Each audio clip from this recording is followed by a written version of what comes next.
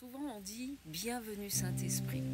Je ne sais pas si toi dans ta communion personnelle avec Dieu, tu rentres dans cette dimension et puis tu invites la personne du Saint-Esprit et à ce moment-là tu lui dis bienvenue Saint-Esprit.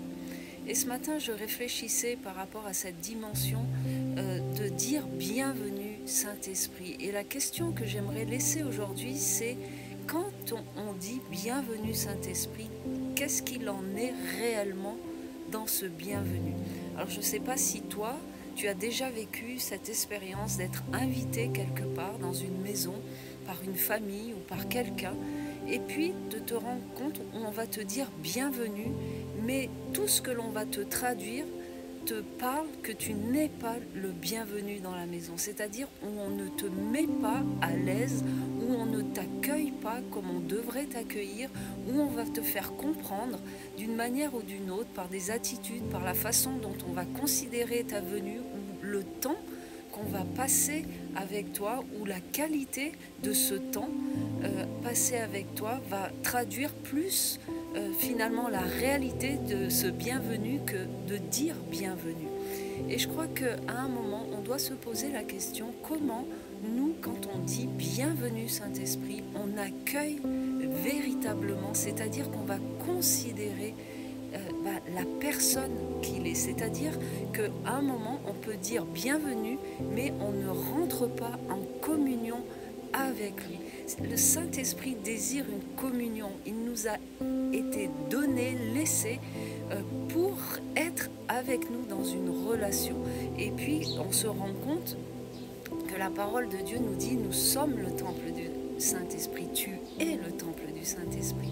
Et quand je lui dis bienvenue Saint-Esprit, c'est-à-dire que je l'accueille dans la maison de mon cœur, je l'accueille dans le temple que je suis, mais comment il se sent quand il arrive dans mon temple, quand il rentre dans ma maison. Et de la même manière qu'on peut se sentir soit très bien accueilli, à l'aise, mis en confiance, autant on peut se sentir comme finalement une personne qui arrive chez quelqu'un mais qui n'est pas la bienvenue. Comment on accueille la personne du Saint-Esprit? Comment on rentre en communion? La communion, c'est rentrer dans une dimension de relation de cœur à cœur.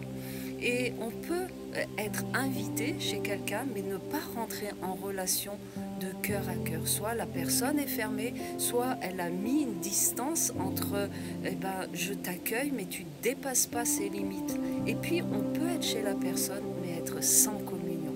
Et je crois que le Saint-Esprit désire tellement, et c'est ce que j'aimerais te communiquer aujourd'hui, que quand tu lui dis bienvenue Saint-Esprit, quand tu l'accueilles, quand tu dis être en relation avec lui, quand tu dis je veux rentrer en communion avec toi, et que tu puisses t'arrêter et puis de considérer que tu ne l'as pas simplement invité et puis tu le laisses sur le côté et tu continues à vaquer à tes occupations dans ta maison, mais tu le considères, c'est-à-dire que tu es face à lui, tu es avec lui, et puis tu rentres en communion avec lui, tu rentres en relation avec lui, tu rentres dans un face-à-face avec lui, il est avec toi, tu bois le café avec lui, tu manges avec lui, tu parles avec lui, et tu es dans sa présence. Et je crois qu'on ne réalise pas, c'est comme si on disait à quelqu'un, viens, bienvenue chez moi, et puis je fais tout ce que j'ai à faire et je te laisse sur le côté, ou je suis en face de toi et puis je prends mon portable et je me mets dans la bulle de mon portable et je ne communique pas avec toi. Donc c'est ce que j'aimerais te laisser aujourd'hui. Comment tu considères ta communion avec le Saint-Esprit? Comment tu accueilles cette communion? Est-ce que tu honores quand tu lui dis bienvenue et puis tu considères que quand tu dis bienvenue à quelqu'un et qu'il rentre chez toi, la personne est présente dans ta maison et tu ne peux pas faire comme si tu étais seul. Et puis tu peux lire dans 2 Corinthiens 13 au verset 13, je vais te lire le verset qui dit que la grâce du Seigneur Jésus-Christ, l'amour de Dieu et la communion du Saint-Esprit soient avec vous. Et là tu peux voir qu'il y a la grâce de Jésus, il y a l'amour du Père, mais il y a la communion avec la personne du Saint-Esprit. Donc considère que le Saint-Esprit est là pour être en communion avec toi. Il est là pour être en communion d'une manière continue. C'est pas je te prends et je te laisse. Non, Saint-Esprit, aujourd'hui, en ce jour, telle date, telle heure, et ben c'est une journée que je passe encore avec toi. Et puis dans toutes les activités que je vais faire, je suis en communion avec toi parce que tu es là pour m'aider, me guider. Tu es avec moi pour m'amener et puis glorifier Jésus. Et puis c'est pas juste je te prends, je te laisse. Non, c'est ensemble que je marche avec toi et puis je veux te considérer. Et puis on rentre dans cette dimension quand tu réalises que lui désire une communion. Alors tu commences à pleurer parce que tu te rends compte que nombre de fois on attriste le Saint-Esprit, on le laisse seul et puis il attend, il attend, il attend parce qu'il nous a été donné pour être en communion avec nous. Il nous a été donné pour amener ce que Jésus a amené sur cette terre et le prendre vie en nous. Et puis l'amour du Père qui coule. Et c'est tout un ensemble. On ne peut pas diviser le Père, le Fils et le Saint-Esprit.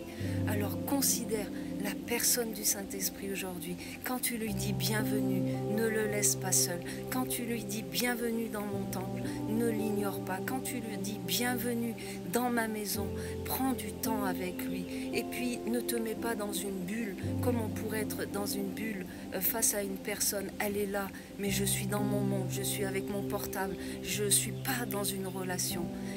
Le Saint-Esprit désire une communion. Il nous a été donné pour être en communion.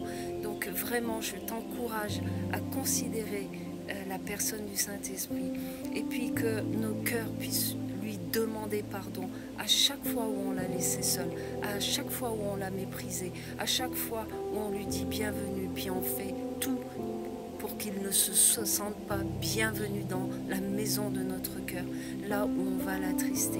La parole nous dit souvent, n'attristez pas le Saint-Esprit, n'éteignez pas le Saint-Esprit. Considérons la personne du Saint-Esprit et je veux libérer cette dimension sur ta vie aujourd'hui, cette communion dans ce bienvenu Saint-Esprit. Comment tu le considères? Alors je vais prier, merci Saint-Esprit, parce que déjà on veut te demander pardon à chaque fois où on t'a dit bienvenue et on n'a pas considéré que tu étais dans la maison, là où on t'a laissé seul, là où tu étais en face et on n'a pas et rentrer en communion avec toi, là où on vient attrister ta douce présence, ta sainte présence, là où on ne vient pas considérer ta voix. Saint-Esprit, on veut te demander pardon. Et puis que dans cette grâce que tu nous accordes aujourd'hui par l'autorité du nom de Jésus, on puisse marcher avec toi, qu'on puisse t'amener de partout, on puisse considérer que tu es avec nous. Et puis que ça ne soit pas nous avec toi, mais que ça soit toi et puis avec nous. C'est-à-dire que c'est toi, le maître de notre vie, qui vient pour glorifier Jésus aujourd'hui. Le Saint-Esprit est nous. Le Saint-Esprit est nous. Et c'est ce que je veux libérer en cette journée. Que tu sois considéré. Et puis que ce ne soit pas nous qui te tirons alors que tu ne veux pas et que tu n'as pas dit.